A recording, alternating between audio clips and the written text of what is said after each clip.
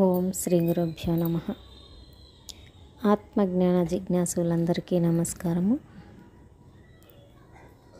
గీత జయంతి సందర్భంగా బతుకును దిద్దే భగవద్గీత గురించి కొద్దిగా విపులంగా తెలుసుకుందాం. ఓం గణేశాయ నమః. మనకు భగవంతుడు అందించిన అమూల్య సంపద భగవద్గీత.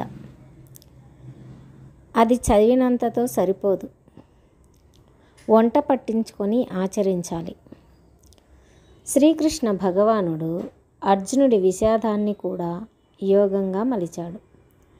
మనందరి ప్రతినిధిగా ఆ పార్థుడికి కురుక్షేత్ర యుద్ధ సమయంలో భగవద్గీతను బోధించాడు. మహాభారతంలో ఒకే యుద్ధం, రెండే వర్గాలు. కానీ నేడు మన జీవితం రోజుకో యుద్ధం, గడియకో కురుక్షేత్రం. మనసులోనే లెక్కనేనన్ని శత్రు సమూహాలు, సమస్యలతోనే సమరాలు. వీటన్నింటికీ పరిష్కారాలను ఆనాడే భగవద్గీతలో 18 అధ్యాయాల్లో పరమాత్మ ప్రవచించాడు. ప్రపంచంలో ఆనాటికి ఈనాటికి ఏనాటికి కృష్ణగీతను మించిన వ్యక్తిత్వ వికాస సారస్వతం మరోటి లేదని పాశ్చాత్యులు కూడా అంగీకరిస్తున్నారు. భారతావనిలో భక్తి ఉద్యమాన్ని విస్తృతంగా వ్యాపింపచేసిన చైతన్య మహాప్రభువు ఓసారి శ్రీరంగంలోని రంగనాథుని ఆలయానికి వెళ్ళారు. సమీప మండపంలో భక్తులు భగవద్గీత గ్రంథాన్ని పారాయణం చేస్తున్నారు. ఓ భక్తుని చేతిలో పుస్తకం లేదు, కానీ అతని కళ్ళ వెంట ధారాపాతంగా నీరు ప్రవహిస్తోంది. చైతన్యులు అతని దగ్గరికి వెళ్ళి, నాయనా, నీ దగ్గర భగవద్గీత లేదేమిటి అని అడిగాడు. స్వామి, నాకు చదువు రాదు అన్నాడు అతను.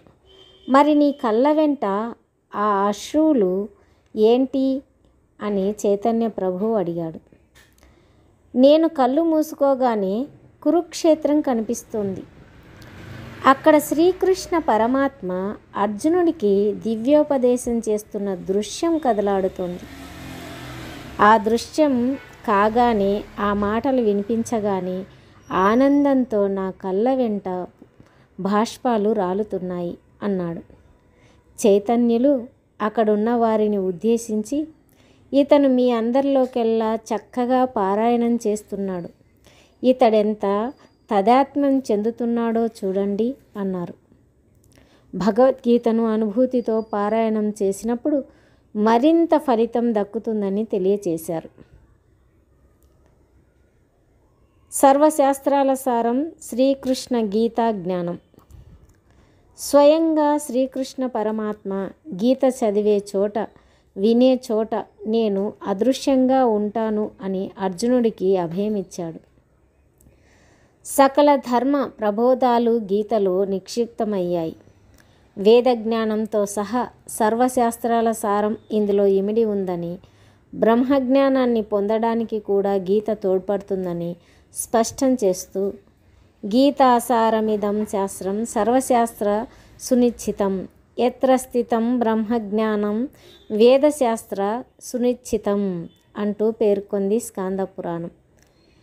ఈ మహత్తర సారస్వతానికి గీత, గంగ, గాయత్రి, సీత, సత్య, సరస్వతి, బ్రహ్మ విద్య, బ్రహ్మవల్లి, త్రిసంధ్య, ముక్తిగేహిని, అర్ధమాత్ర, చిదానంద, బహవాగ్ని, భ్రాంతినాశిని, వేదత్రయి, పర, అనంత, తత్వార్థ జ్ఞానమంజరి అంటూ 18 పేర్లున్నాయి.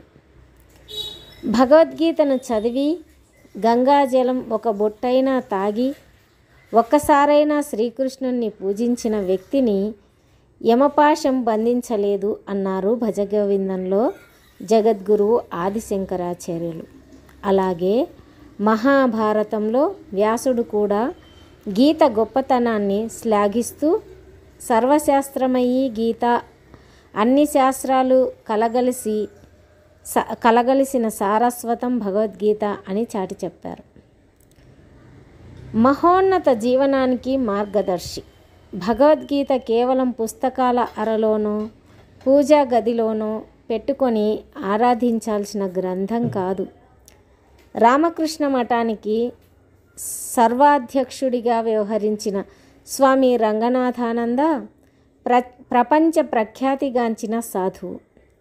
స్వామి వివేకానందల విదేశీయులను తమ ఆధ్యాత్మిక ప్రసంగాలతో ఉత్తేజపరిచారు. వారు ఓసారి హైదరాబాదులో జేఎన్ చౌదరి అనే మిలిటరీ అధికారి ఇంటికి అతిథిగా వెళ్ళారు. ఆ అధికారి పుస్తకాల అరలో స్వామీజీకి ఆంగ్లంలో ఉన్న భగవద్గీత కనిపించింది. వెంటనే స్వామి రంగనాథానంద, మీరు భగవద్గీతను చదువుతారా అని అడిగారు. అప్పుడు ఆయన, ఏదో స్వామీజీ, ఎప్పుడైనా మనసు బాగాలేనప్పుడు పూజ చేసేటప్పుడు చదువుతుంటాను అన్నారు. ఆ మాటలకు స్పందిస్తూ స్వామీజీ, అయ్యో, విశ్రాంతి సమయంలోనో వైరాగ్యం కలిగినప్పుడో చదువుకోవాల్సింది కాదిది. నిత్య జీవన పోరాటంలో దిగ్విజయంగా ముందుకు సాగేందుకు అభ్యసించి ఆచరించాల్సిన అమూల్య గ్రంథం గీత. జీవితానికి దిక్చూచి అని సలహా ఇచ్చారు. భగవద్గీతపై వారి వ్యాఖ్యానంతో కూడిన పుస్తకాలను, ఆడియో క్యాసెట్లను కూడా పంపారు. తర్వాత చౌదరి, స్వామీజీ, ఇన్నాళ్ళు నేనెంత తప్పు చేశానో అర్థమైంది అంటూ రంగనాథానందకి రాసిన లేఖలో గీతను నిత్య పారాయణ చేస్తున్నట్లు తెలియచేశారు. మహాత్ముని ముందుకు నడిపిన గ్రంథం. పారమార్థిక అన్వేషకులకే కాదు, ప్రాపంచిక విజేతలకు కూడా భగవద్గీత స్ఫూర్తి గ్రంథం. సంశయాలు నన్ను ఆవహించినప్పుడు, నిరాశ నిస్పృహలు కమ్ముకున్నప్పుడు నేను భగవద్గీతని తెరిచి చూస్తాను. అందులో ఏదో ఒక శ్లోకం నన్ను ఊరడించి సాంత్వనపరుస్తుంది అనేవారు మహాత్మా గాంధీ. నేతాజీ, తిలక్, అరవిందుల వంటి మహానుభావులే కాదు, ఐన్స్టీన్ లాంటి మేధావి కూడా భగవద్గీతతో తమ జీవితాల్ని దిద్దుకున్నారు. అందుకే సర్వయోగ సమన్వయం, నిష్కామకర్మ అనే 2 విశిష్టలు భగవద్గీత ప్రధాన లక్షణాలు అన్నారు స్వామి వివేకానంద. ఎందరో భక్త కవులు తమ కీర్తనల్లో భగవానుడి గీతా బోధనను ఉటకించారు. ఆ కోవకు చెందిన పద కవితా పితామహుడు అన్నమాచార్య అని ఆనతిచ్చే శ్రీకృష్ణార్జునునితో విని, అతని భుజించు వివేకమా, దేహినిత్యుడు, దేహముల నిత్యాలు తదితర కీర్తనల్లో భగవద్గీత సందేశాలను హృదయంగా పొందుపరిచారు. ఇంత మహోన్నత భగవద్గీత గ్రంథ పఠనం, శ్రవణం, మననంతో పాటు ఆ భావసారాన్ని ఆచరించి జీవితాన్ని సార్థకం చేసుకుందాం. గీతా జయంతి రోజు భగవద్గీత యొక్క మాహాత్మ్యం గురించి తెలుసుకున్నాం కదా. మరి మనం కూడా గీతను నిత్యం పారాయణ చేస్తూ మన సందేహాలకు సమాధానాలు వెతుక్కుంటూ జీవితాన్ని ముందుకు కొనసాగించాలని ఆశిస్తూ ఇంతటితో సెలవు తీసుకుంటున్నాను. మరి ఒక అంశంతో కలుసుకుందాం. అంతవరకు సెలవు. నమస్కారం.